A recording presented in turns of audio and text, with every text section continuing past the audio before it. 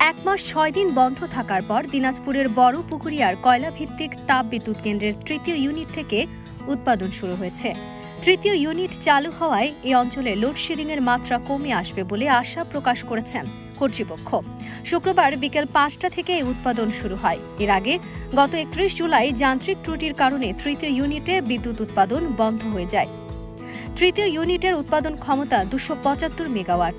এই ইউনিটে প্রতিদিন ১৯০ থেকে ২০০ মেগাওয়াট বিদ্যুৎ উৎপাদিত হয়, যা জাতীয় গ্রিডে সরবরাহ করা হচ্ছে। এটি চালু রাখতে প্রতিদিন ২,২০০ টন কয়লা প্রয়োজন হয়। এদিকে শুক্রবার রাত ৯টার পর তাপবিদ্যুৎ কেন্দ্রের কয়লাভিত্তিক ১২৫ মেগাওয়াট ক্ষমতাসম্পন্ন ১ নম্বর ইউনিট সংস্কার কাজের জন্য বন্ধ করা হয়েছে, যা চালু হতে ১০ দিন সময় লাগবে। ১ নম্বর ইউনিট ১২৫ মেগাওয়াট ক্ষমতার হলেও উৎপাদন হতো ৬০ থেকে ৬৫ মেগাওয়াট। তাপবিদ্যুৎ কেন্দ্র সূত্র থেকে জানা যায়, বড়পুকুরিয়া কয়লাভিত্তিক তাপবিদ্যুৎ কেন্দ্রের তৃতীয় ইউনিটে স্বাভাবিক উৎপাদনের জন্য দৈনিক ২,৫০০ মেট্রিক টন কয়লার প্রয়োজন হবে। বর্তমানে খনির কোল ইয়ার্ডে কয়লা মজুত আছে ২,১৫,০০০ মেট্রিক টন। তবে ৩টি ইউনিট একই সঙ্গে কখনোই চালানো হয়নি।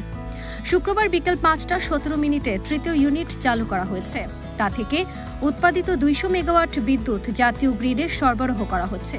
রাত ৯টার পর কেন্দ্রের ১২৫ মেগাওয়াট ক্ষমতাসম্পন্ন ১ নম্বর ইউনিট সংস্কার কাজের জন্য বন্ধ করা হয়েছে।